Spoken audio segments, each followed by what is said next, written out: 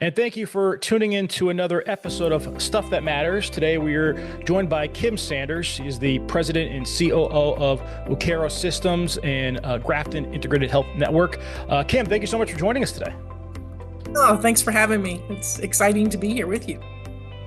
All right. Well, Kim, I'm super excited about having this conversation. I feel like we've been circling each other for years, and I've been in multiple providers. And now at New Hope, we are gearing up to actually utilize the Ukeru model with our West Virginia group home. And hopefully, as we experience a ton of success there, we might even scale that out to some of our larger programs. But, why don't you start by introducing, we're going to get into all kinds of things and come at this from all kinds of different angles, but maybe just introduce a little bit about you, yourself, what you're doing. And then, of course, if you want to get into what is Ukeru, it's really pretty groundbreaking and kind of game changing. So, well, thank you. I would be happy to. I often say that I will talk about Ukeru to anybody who will listen. So, it'd be my pleasure. So again, as Patrick said, I'm one of the COOs here at Grafton Integrated Health Network, where Ukeru was invented. I am one of the founders or inventors of Ukeru. So, I've been at Grafton for 36 years. Wow. Yeah, I started when I was 19 years old. Worked that residential direct care shift, 2:30 to 10:30 all day, like 14 hours on Saturdays.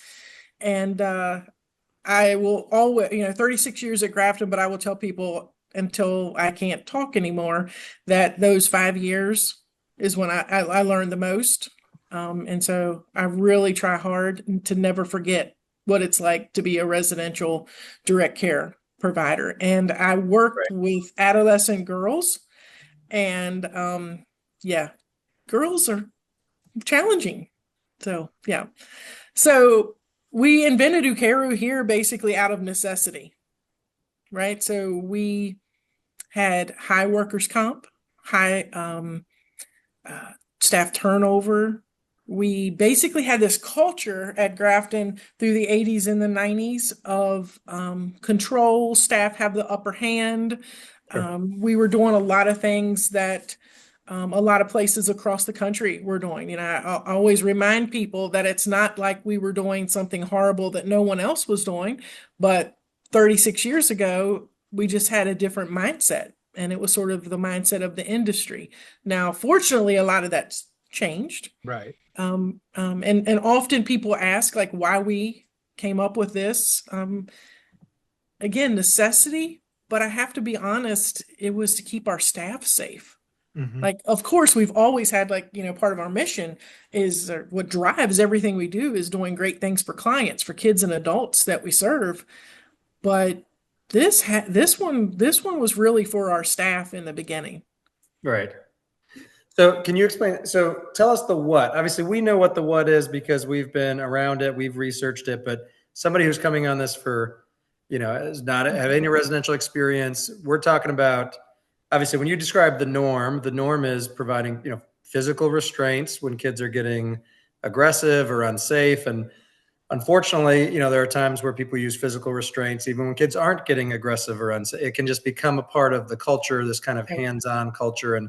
And even when obviously really, really bad things can happen from that, but even really, really bad things don't happen from that. It's just it's a horrible thing. I tell people all the time in my, 15 years in residential, I've probably done 200 plus restraints, and all of them were bad, even if they were done textbook and even if they were done as a point of just out of, pure necessity and safety.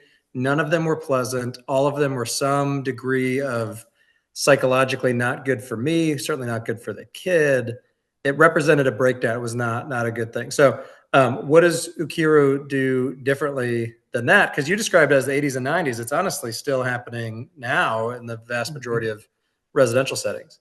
It is, and it's residential settings. We also work with a lot of public schools, right? So we see this a lot in public schools that, the general public kids are going to. School resource officers and yeah. Absolutely. So the bottom line is Ukeru Systems was developed to try to minimize. We never walked into this with the idea that we were going to eliminate the use of restraint and seclusion, but it was like, how could we minimize the use of it and keep everyone involved safe? So, in the beginning, we were calling it, like a crisis management tool. Now I really think it's like a movement. It's more of a movement or definitely an approach, because so often people equate Ukeru with some of our physical components, right? So Ukeru is a training we deliver that really looks at preventative strategies. And then when your words don't work, how can you use a physical technique that is not a restraint or any type of seclusion to keep yourself safe? And when we first started, it was literally a group of us in a coffee shop. First, talking about why we were even using so much restraint and seclusion. And we were able to narrow that down to fear and frustration, right? And so let's talk about, when I say we were using a lot of restraint, back in 2003, serving about 220 individuals, we did over 6,600 restraints and over 1,500 seclusions. And I say that with zero sense of pride, but just being honest, like we were overusing the technique. And again, workers' comp, we basically lost our private workers' comp insurance at one point because our injuries were so high. And so we had this thought of like, we have to do something different. And a lot of that was driven by our CEO at the time, whose name was Jim Gaynor. He has since retired, but he was just like super cool, supportive, inspirational guy who pushed us, right? And he was very open, like, I'm not sure what we should do. You guys will know how to figure that out, but we got to do something. Like we were in this cycle for decades of how do I, like, convincing ourselves that the only way to manage these types of behaviors was through the use of restraint and seclusion and being extremely controlling. And so we got in this coffee shop, we started talking about fear and frustration. I'm sure you guys get this, right? You do this every day. Like sometimes when someone's coming at you, it's scary. I mean, I'll say I can speak for myself, when someone's trying to bite me in the face or pull my hair and pull me to the ground or straight out punch me. It can be a scary situation.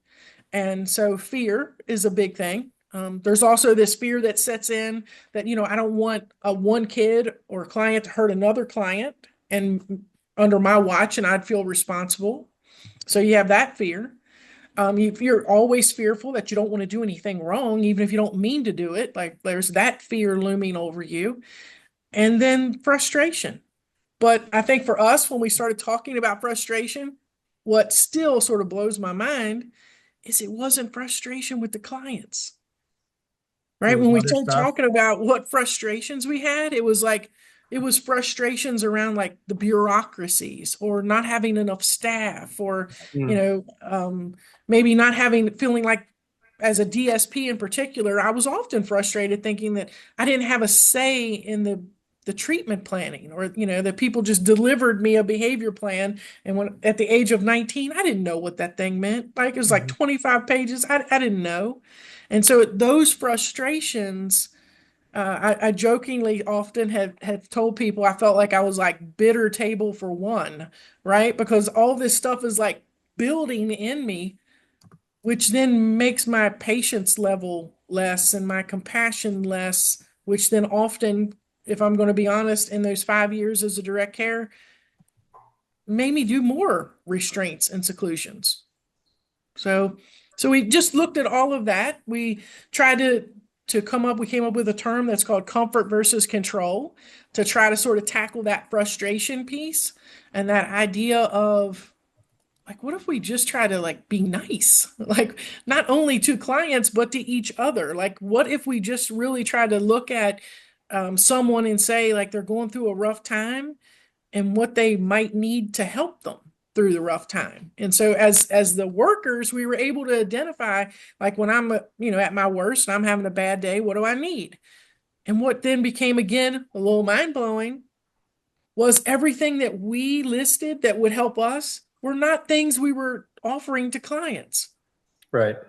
So, and so we said, well, what if we offered them some of this stuff?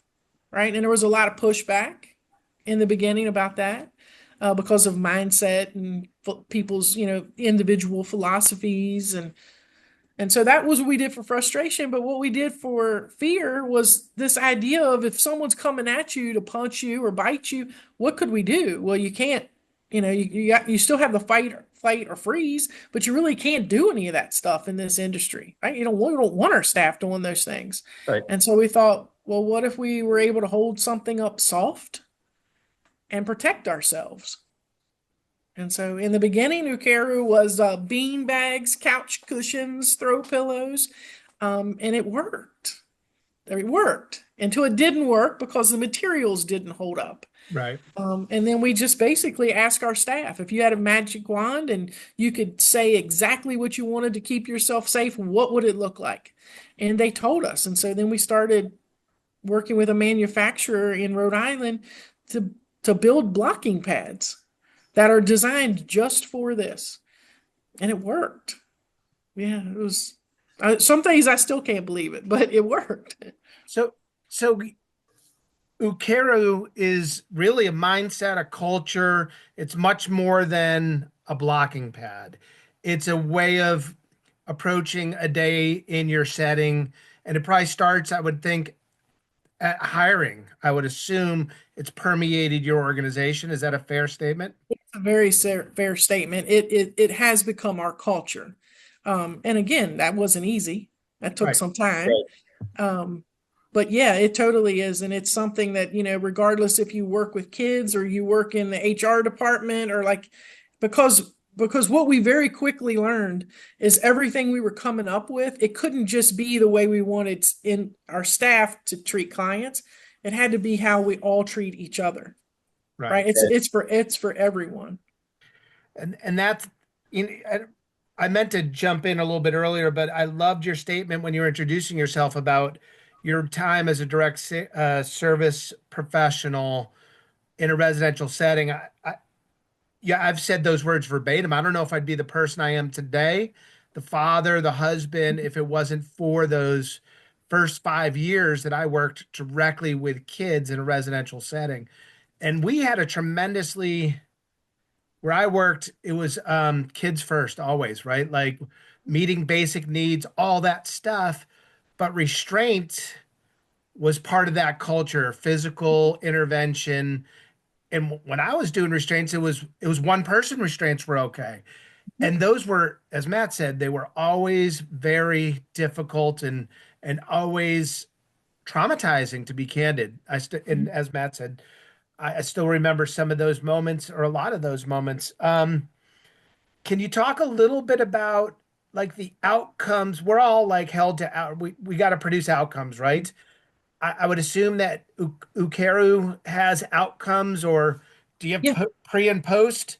You've been doing it a while now, so maybe speak to that just a little bit. Yeah, absolutely. So again, I mean, I think it's important to say that when we first started, we did this for Grafton, right? For our own organization. We had no dreams of it being No, we didn't think this was going to go outside of Grafton. We just were trying to keep our staff safe here.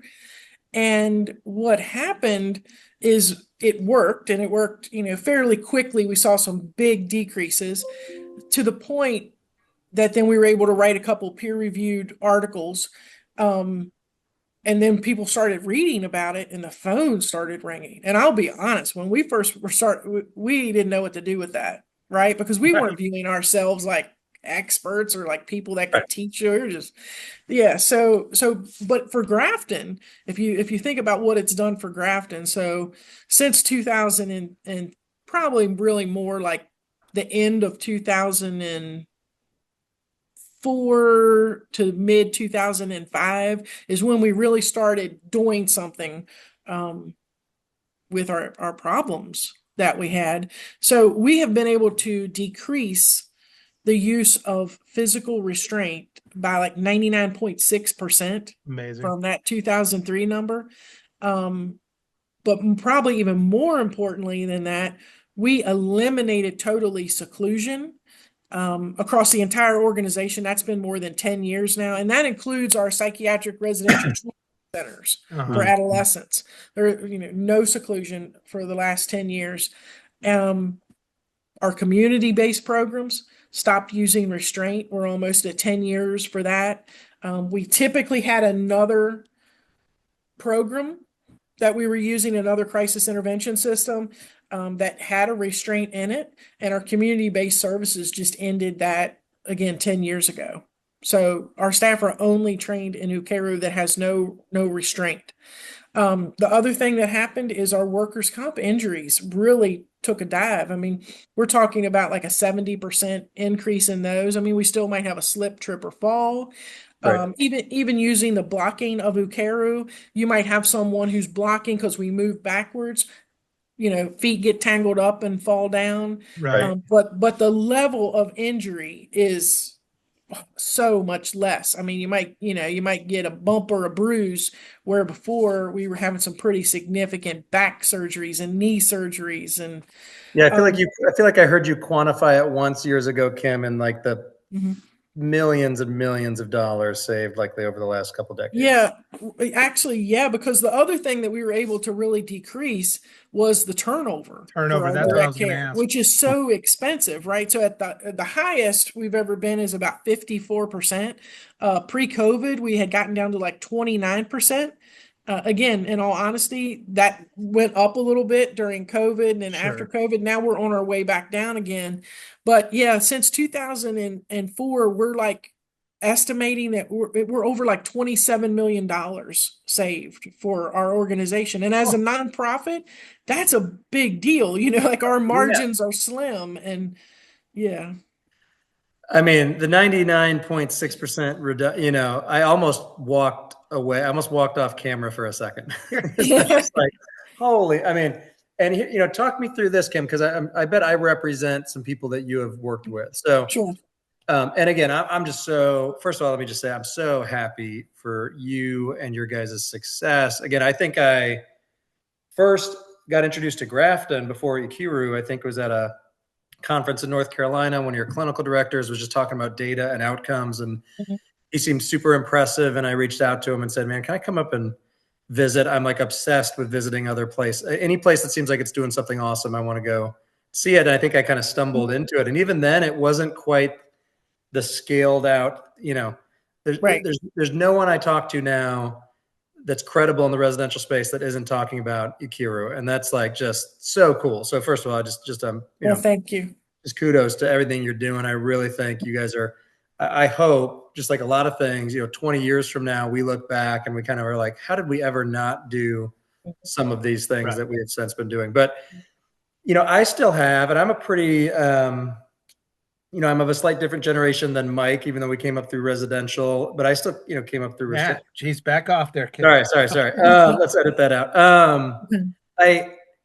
But I still have some skepticism about it, and I can't place it. I don't know where that's placed. And I'm a licensed therapist. I came up to direct care, became a licensed family therapist. So I'm as soft as it comes. Like I love kids. I'm not a confrontational person. I'm not a power and control person. I don't like conflict, so I'm not that guy who signed up for the group home because I wanted to show how tough I was. Because you do have some weird personalities that are sometimes drawn to this space. But even I've just, like for example, like New Hope, we're going to start Ukeru at our West Virginia homes, which are 6-bed facilities. We have a 150-bed facility in South Carolina that you and I have talked about. And like, man, I would love to decrease restraints there by 99%. But I keep on having some mental block about there's no way this can work. And do you come across that a lot? And maybe psychoanalyze me. Where's that coming from? And what do you do with that? 10 times a day, every day. Okay. Because I don't know where it comes from for me. I'm like, I believe what you're saying. The first thing I think that we often tell people is to really please know and understand that everything that's in your head was in our head. Right. So when we're in that coffee shop and we're trying to think through what to do, you can only imagine those of us that have been doing the same thing for a very long time. We're like, there's no way, somebody would throw something out. There's no way that's going to work. And then we just were really under this pressure. Right. Because our organization was not doing well at all in so many different areas. We were like, we have got to figure out something. So when we're pushed to do something, you can do it. Right. But normally there's no push. right? If Jim Gaynor was never our CEO, we would probably still be doing everything we were doing 20 And it's a years little bit of ago. well, it can't get much worse than this. We might as well try something. A Right. little desperation, Hail Mary, it sounds like. Absolutely. You would never try. I mean, and I'll just give you an example of the way I think about it is, again, 36 years ago when I'm residential staff, we have like 84 bed psychiatric residential treatment center, had 19 seclusion rooms when I worked there. 19 for an 84 bed facility. And there's a law in the state of Virginia, right? But when you're in it, you don't understand this. But there's a law in the state of Virginia that says you cannot be in seclusion for more than 60 minutes in a 24-hour period. So I can't tell you how many times I was standing at a seclusion with a gravity-fed lock, and there's a kid inside there who's basically threatening, saying everything they're going to do when that door opens, how they want to hurt me, like, right? I'm just standing at the door. And we have like a supervisor who is monitoring the time. I can't tell you how many times that we would get to 5 minutes left. And that threshold was very serious. Like we never wanted more than, like we never broke that rule. Sure. Right. And so literally they would come to me and be like, Kim, we got 5 minutes. Well, what do you think I did in the last 5 minutes? You probably tried to sub out and run away. No, because in my mind, I'm, Common. even if the kid's pacing, cussing, threatening, last 5 minutes, I'm like, I got to do something. You got to do something. Right, because otherwise I got to open this door, and then what might happen is a restraint. Right. But then they can't go back in seclusion, right? So then we got to figure this out, because you got to let 24 hours go by before you go back. So were those last 5 minutes a lot of asking questions of the youth? Boy, what can we do here to ensure that? Yeah, you're doing what you should have done 61 minutes ago. Negotiation. And you know what? When I think about it and I look back, every single time we worked it out, right? Because there's a little window there, and I'm like, hey, it's okay. Hey, you want to talk? Would you like to talk to me? I can see you're really upset. Like, if you want to sit down, I can open the door and we can talk. Yeah. Right. And then all of a sudden I become, kind, compassionate, collaborative, right? And I open the door. And then over time, another thing this new CEO brought to us was like, why didn't we do that in minute 1? Right. But again, when you're in it and you're doing the same thing, you can't see that. You're like, oh, well, that was a good idea. Well, maybe we should do it. Maybe we should do it before we put them in. Right. So, but when you're in it, you can't get there. So I think that builds the skepticism, right? So that is just an example of often it's not that people are bad people. Necessity kind of forced you. Yeah, it's not that people are like all bad people want to do, controlling things to kids. Sometimes it's what you know. And again, we tell skeptical people, we're not asking you right today to be like followers. We're just asking you to give it a try. And because we're really confident that we know it's going to work. So would you give it a try? And that's the other reason when we work with people who are a little skeptical, we say whatever you're currently using, whatever restraint system you're currently using, don't stop it. Don't stop it. Just add Ukeru in. Because again, from my experience, if you would have walked in my dorm 36 years ago and you would have said like, okay, now we've trained you on this non-restraint thing. So now your restraints Monday, no more. Honestly, direct care staff, I would have been like, you all don't care about me, and administration, it must be nice because you're not down here getting your butt kicked, right? Like, I honestly, I probably would have done everything possible to make it fail. Yeah. Right. 25 and 12. Simple, seemingly ordinary numbers, But these numbers hold a special meaning at New Hope and prompted us to take action. 25, the percentage of young men diagnosed with an autism spectrum disorder, a number that is growing. 12, the average number of months families must wait for specialized residential treatment. But those days are over. Welcome to New Hope's Learning Enriched Autism Program, or as we like to call it, LEAP. New Hope may not change the 25, but we're impacting the 12. We're expanding this program from 6 to 20 beds, investing in the highest quality of treatment models and support systems. LEAP's team of specialists combines the best autism research with trauma-informed care and relational connections to create an environment where our youth thrive. At LEAP, youth learn the skills to reintegrate into their communities and chase their dreams. Families receive the support and resources to ensure this is the last residential treatment they'll ever need. With our enhanced program, the number that holds the most meaning to us now is 40.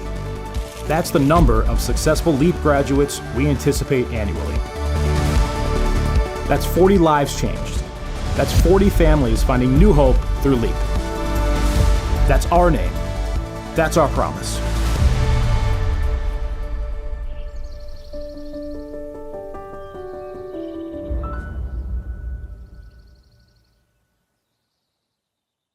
And you hit on this, like prevention. You talked about prevention earlier, right? And I think about good residential staff will see something before it occurs, right? You know, with relationships with kids, if you work with them consistently, you can identify when things are starting to bubble up, right? It might be throwing a book, or not even that, something that maybe just a little bit of a knee, a tapping foot is, oh boy, here comes Johnny. He's ready to pop off. Absolutely. Talk about, like, because I got a lot going through my head here. I was thinking about all the restraints and physical interventions that started in a conflict cycle with an adult and a kid, right? Mm-hmm. That seems to be a big one. But also, when we look at interventions, or when I've looked at them, you can see things. Why didn't we do this long before? So can you talk a little bit about Ukeru's approach to prevention? Absolutely. If you don't mind. Well, again, let's to be real, right?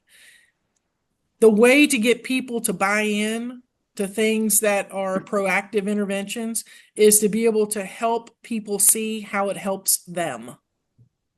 Right. So, I mean, again, that's sort of a sidebar, but I can tell you, I felt like this was probably the first thing that Grafton really ever did for its staff. Right? Because everything was always centered on what do we need to do for the clients? What do we need to make it better for the clients? And again, what I think that bred, sort of like frog in the hot pot, we didn't even know it was going to bubble, was bitterness. Right? Bitterness, this us against them, administration, like it bred that. And I think that then when administration did come with good ideas, we were like, yeah, once again, right. What about us? Nobody cares about us. Like that was sort of like what was lingering. And so if we're able to help people see that if we're paying more attention to the warning signs and the triggers that we know, that it's going to be better for you. Right. And that we care. We want to keep you safe. And so we purposely, strategically, really talked a lot more about our staff in the beginning, knowing that if we did like good things for our staff, then they were going to do better things for kids. Right. But if we kept tackling it the other way, the resentment was too much. So we teach. And again, once you get people buying into that, then you can start weaving in all the wonderful things that have probably been in all the treatment plans for years, but we couldn't get people to do them because, again, to be honest, I'm honest. My parents raised me to be respectful for people in authority positions. But when you're 19, even I'd say early 20s, and someone hands you a 25-page behavior plan, it might have beautiful things in there, but I'm responsible for 11 girls and 11 different 25-page behavior plans. I'm not reading it. Right. I'm just being honest. I don't know what it means. I don't have time to read it. And so again, it's making things simple and practical while making sure that staff know I want to make your job easier, because if your job's easier, you're going to love these kids. Right. Right. And so, I mean, again, I can't tell you that we have like magic de-escalation tool. It's really more about how to treat staff so they start using all the wonderful things that people have been sort of trying to give them for a really long time. It's also about just how do you get staff to be willing to let go of that upper hand? Because that was another thing. Like, some of the simplest things, if you guys are escalating and I just say, "Can I get you a cup of water?" 20 years ago, that no one would have done that here at Grafton, I'm telling you, right? And if anybody did it, people would be mad. People would be like, "What do you mean you're going to give him a cup of water? He just punched a hole in the wall." Reinforce the behavior, and you're doing this, and you're getting played. Yeah. Yeah. Yeah, it's interesting. And again, we all have the upper hand in these settings because we're the adults. So at the end of the day, whatever we do, we have the upper hand. Like the physical.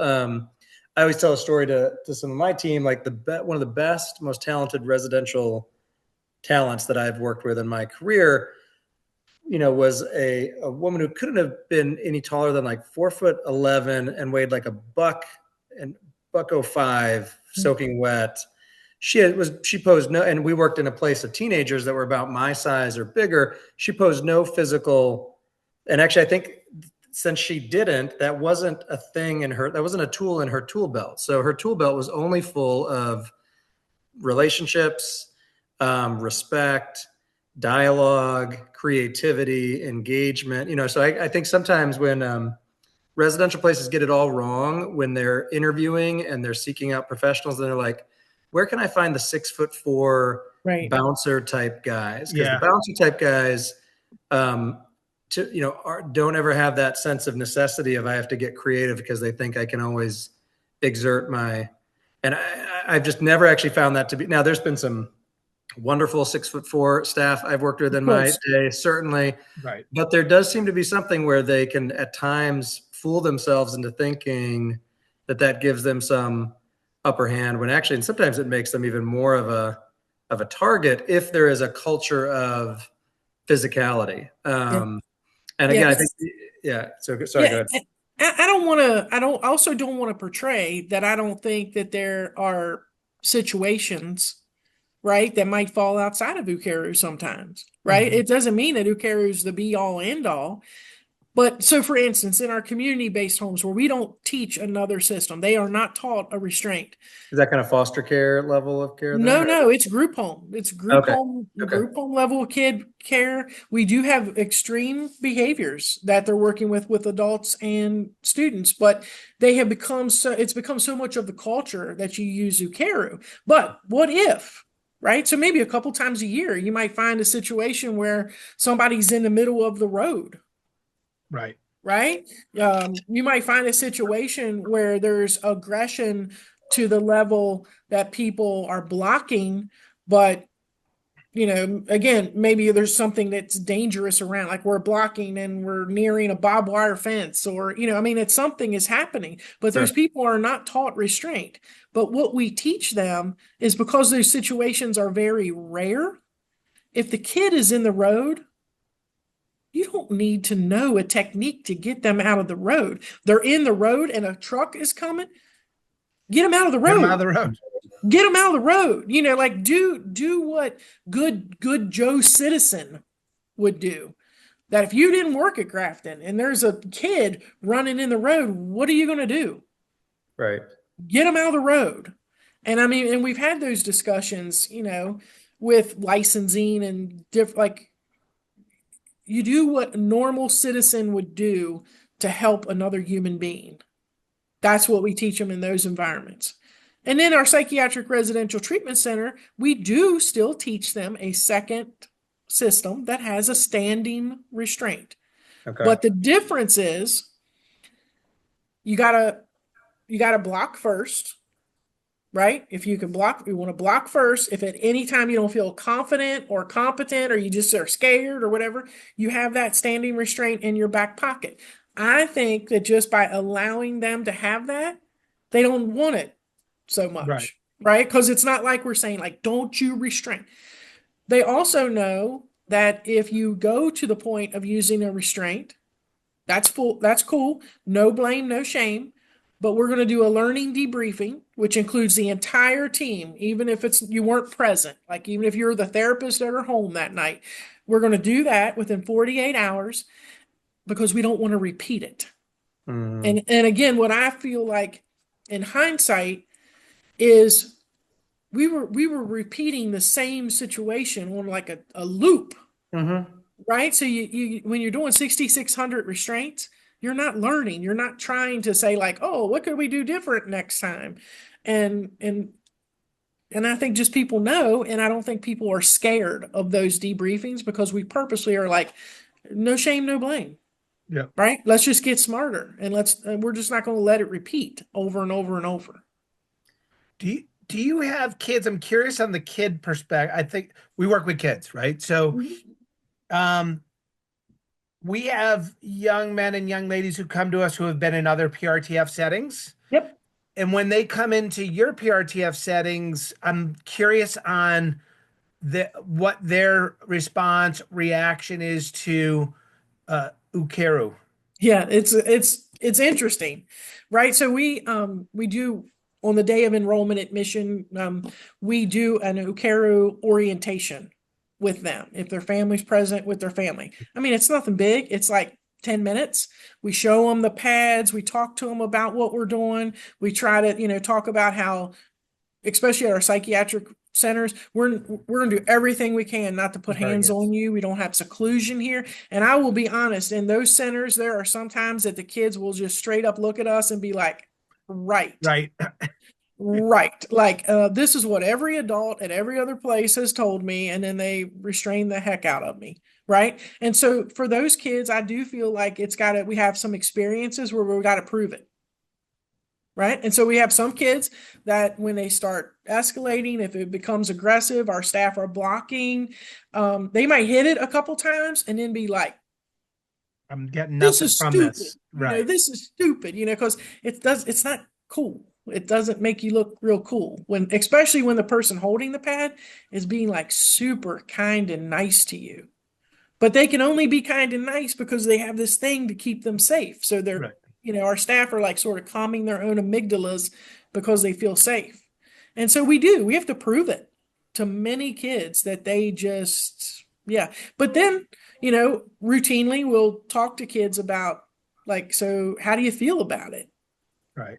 Is it better? And oh my goodness, yeah, kids are very vocal about how they didn't believe it and how it's helpful. And sometimes we can even get to the point where the blocking pad is just leaning up against the wall and the kid will get mad and they'll just go over and kick the heck out of it with nobody holding it, and we're like, thanks. I can see you're really mad and I appreciate you doing that versus kicking me. Or I think the biggest surprise for us is we work with some places across the country that are very close to detention. So like maybe one step from detention. They're working with adolescents who have some pretty serious crimes, often very violent. And so when we started working with them, we told them we were very confident it was going to work.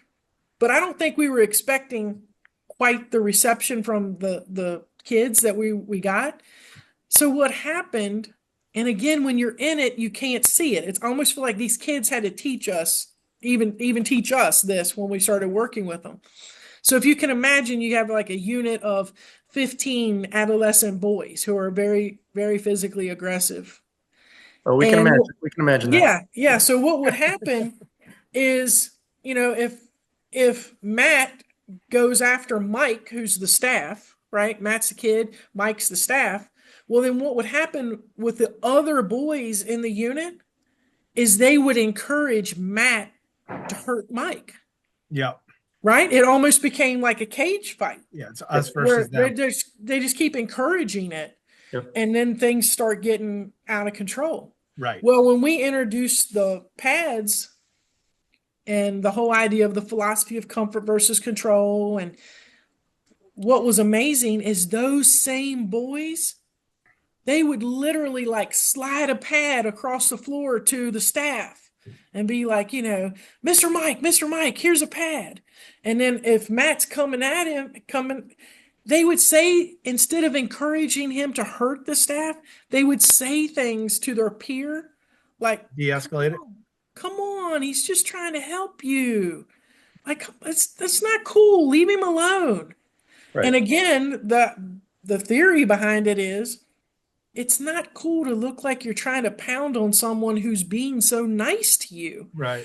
But the old way, regardless if we want to admit it or not, even doing a restraint technique exactly the way they were trained, it's messy.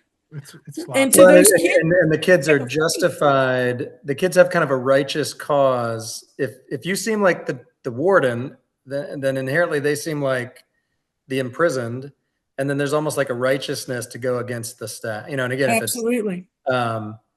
Again, there's not that much difference between PRTF and DJJ except for culture. Like there's not that much, there's not a huge, if you listed off like the 10 things, even from like a physical plant standpoint, they got at least 8 of those in common. So the big differentiator has to be what everybody walks into that building feeling like is the purpose of their day.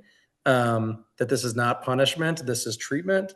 And then really it's about the magic of the culture. But yeah, really quickly, if we become too, even in psychiatric and treatment specific, if we become too punitive, too authoritarian, too controlling, then the kids will justify anything and everything. And you kind of get it. It makes perfect sense. It makes perfect sense.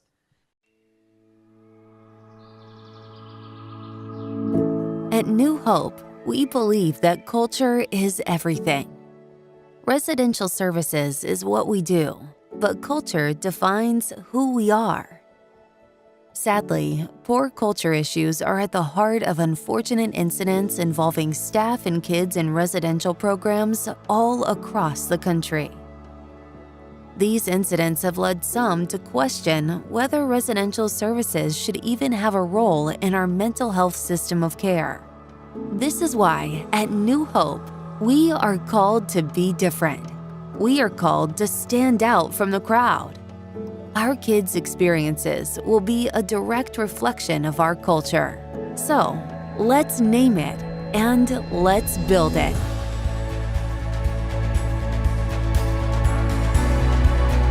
We are committed to a culture of positive relationships.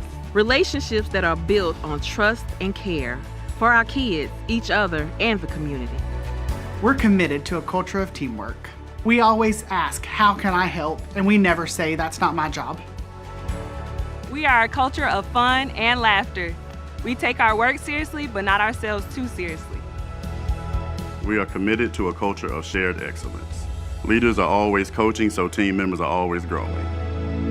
That's the New Hope culture.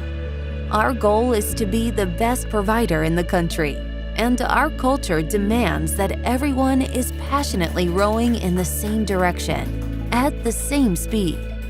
We call these commitments because the culture is continuously created and maintained by our actions every day. It's not static. It's a living, breathing thing. It's built in every conversation, every email, every conflict, every interaction.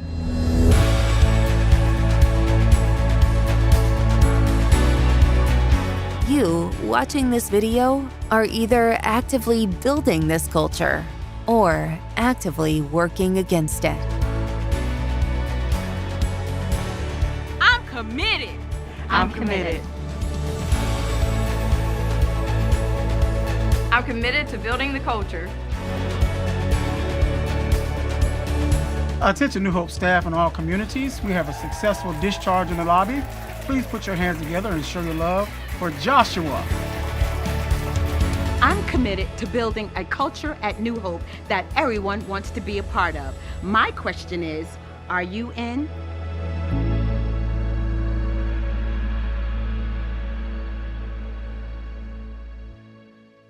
So tell us a little bit about, because you guys are scaling now. Again, I hear, we've been having some cool conversations with like the Lionheart Foundation folks, and we had some folks up at the ACRC recently, and talked to people in Florida who are talking about you. We got the Carolinas that are talking about you. Uh-huh. Tell us about the process of scaling, and also some of the I think you guys have run into even some barriers on the state level where the states kind of were like, wait a second, this is a restraint technique where you Right. don't restrain. How do we approve this thing? It's just like you're truly shocking some people's systems here. Yeah, Tell us for something sure. about that. I'm curious about that. Yeah, so I mean, where we're at right today, there's over 1,000 organizations and schools using Ukeru across Canada, United States, and Brazil, and it's growing, and it's definitely growing. And I think we're growing as a division of Grafton. The other cool thing that we have is in our Grafton programs, we have what we call Ukeru champions. So it's people that we have trained to be trainers. So what we're really hoping to make more and more robust is to have people who are actually direct care staff in our programs who are championing Ukeru and like keeping this sustainable, that can take some trips with us too, right? Because it'll give them a break from direct care, go see a different part of the country or the world, and share real life experience, right? So all of us who work for Ukeru, we've done this in some way ourselves. But yeah, so I think it is growing sort of leaps and bounds pretty quickly. But you're right. There are some places and some states that don't know what to do with us. And I Right. mean, I think that's just the bottom line. They don't know what to do because they have processes and forms that say you have to be, for example, you have to be like on a provider list to deliver crisis intervention, but the form is all about restraint. Right. Right. And we're like, but we don't teach restraint.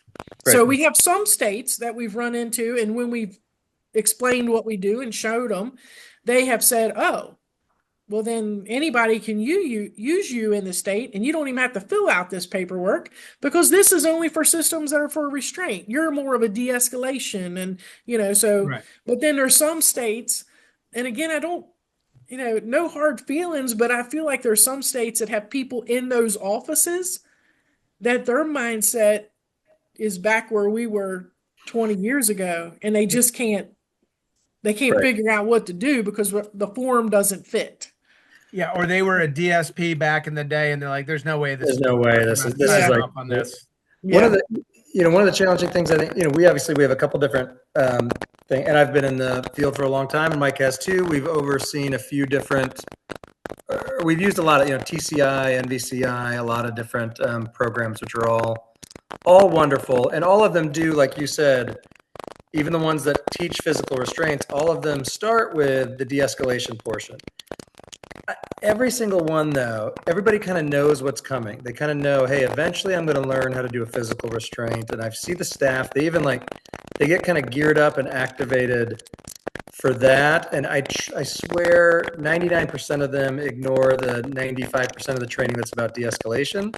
And they go straight to interest in the physical part. So I feel like, again, if those tools are in the tool belt, they're going to get used. If people have hammers in their tool belt, they're going to hammer they're going to find nails to hammer. And so I think that's a powerful thing that you guys have. I like that you give some option to your staff, but I like that your model itself does not teach restraint. It just doesn't. Because I think everything else would go out the window the second that they say, oh, okay, so how do I actually restrain them though? That's Right. just, and I just feel like every program It's is just in our nature as humans, I think. I mean, again, it's you want to think that you can control the situation. And it sort of goes against everything that's sort of core to our beliefs that actually you're going to be better off if you share some of that control. Before I get credit for this fun fact, I got it directly from the website, so don't don't prod me too much, but the word Ukeru derives from the Japanese term meaning to receive. And I guess in Ukeru's case, it was to receive information, communicating through action, which I'd imagine there was a level of complexity when you guys first launched. And like you mentioned, some skepticism. So I'm just curious, thinking back to when Ukeru first launched, how it was initially received, both from within, from some of your clients, and then also how long it took to really see the impact that Ukeru had, and how long it took to feel those impacts, whether it was from within or with some of the other organizations you work with. Yeah, that's a great question. So, I think in hindsight, I did not give our employees as much credit as I should have, because when we first came up with this sort of like basic action plan, and then what we did is we held these big mandatory meetings, and in the region where we started, I was the executive director, it's like 300 staff, so I had like 50, 60 people at a time. I feel like the night before I didn't sleep. Like I was so nervous about just even breathing that we might try to not use restraint and seclusion. And I was so shocked at the response, because I basically showed some slides about the number of restraints we were using, some sort of bad outcomes that were happening from those restraints, and said, like, we got to do something different, and we got to do something different to keep you safe. And here's what we're thinking. Anybody willing to try? And we basically talked about a philosophical change, and then we talked about, like, what if I gave you a throw pillow and told you to keep yourself safe? And it was sort of like, then I just waited, and I had people one after another raise their hand and say, Kim, if there's anything we can try that I don't have to restrain, I'm trying it. My back is not what it used to be. They're like, I'm getting old. My knees hurt and I can't do those restraints anymore. Or people saying, my hands are not as strong as they used to be. So I was shocked. But I also tell people that out of those 300 staff, we had about a dozen, I would say, that were more hardcore skeptics. 6 of them, very open, right? Very open. Raise your hand. If you think I'm going to hold a pad up and let a kid hit me, you are wrong, And I would say, I would never ask you to let a kid hit you. Hit the pad. Yes, but never, but people who were very, literally come in my office and be like, I can't work here. I think this is the dumbest thing I've ever heard. Right. And so probably like 6 of those dozen left. What's more dangerous were the other 6, right? Because those people would come up to me after meetings or come in my office and be like, Kim, this is a great idea. This is going to be wonderful.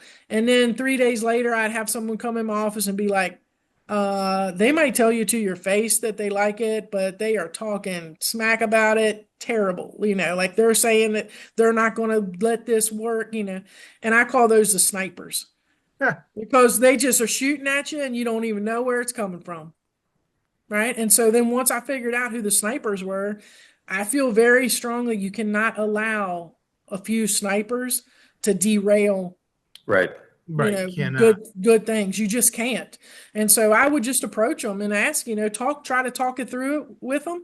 And if it was very obvious that they just weren't having it, there were probably about a half a dozen people that we asked to leave Grafton. Right. Right. Because you just can't. You can't allow, especially when you have the momentum building and you have people excited. There's just no room for it. You can't. Yeah, you're gonna lose people in any kind of culture shift. That's just, otherwise the culture shift wasn't gonna be needed in the first place. So yeah, and so as far as getting results, I feel like for Grafton, I tell people all the time that we were sort of like laying the track as the train was running. So there were potholes we were hitting. There were things that were like, oh man, these cushions don't work anymore. The kids just rip them open, or they get flat. The bean bags are getting flat, So then we would go back to the beginning. Like, what can we do? The good thing is now we know those things. So we try to do our best that the organizations we work with don't have to hit those same holes. So in general, we can expect like a 40 to 60% reduction in restrictive practices in the first 6 to 9 months. And that includes like time getting your staff trained up. Like it happens pretty quick. Now, a big chunk of that could just be like Hawthorne effect because you're paying more attention to something, it goes down. Right. Yeah. But yeah, we see like a big jump fairly quickly. But the heavy lift is then how do you get past that like 60% reduction, and then how do you sustain it? Because again, it's a philosophy and a culture shift that you need people to champion it. And I'll be totally honest that there have been organizations that have done remarkable. And then the person in the leadership position leaves and a new person comes in who says like, this is ridiculous. We cannot allow kids to hit these pads or, and we're like, wow. And, and sometimes we can help them course correct. And sometimes, honestly, if your leader is going to tell you that it's better for kids to get restrained, nothing you can do about that. Yeah. All right. Well, it's now time for the shortest question on the pod, but the one that has yearned, I think, the most impactful responses of all kinds. So, Kim, I'm going to ask you the name of the podcast. For you, what is the stuff that matters? The stuff for me that matters are people. It's people and the relationships. Again, we did this for our staff, and I'm just such a big advocate that in organizations like ours in this field, we got to take care of our staff, right? We got to put as much effort into taking care of our staff as taking care of the clients. And then, I'm a firm believer if we do that, we'll all just sleep a little easier because our people who are up during the night will be doing good things. 100% right there.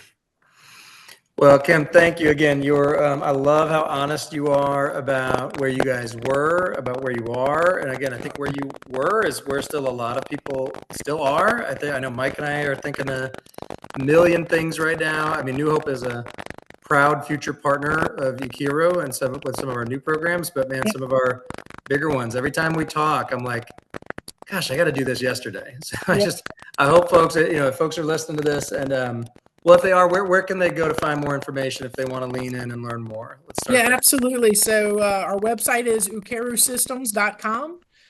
Go on there. We got tons of resources there and a way to contact us. We would love to talk to people.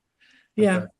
Well, I love what you guys are doing. I love that you're scaling and making such an impact, man. I am.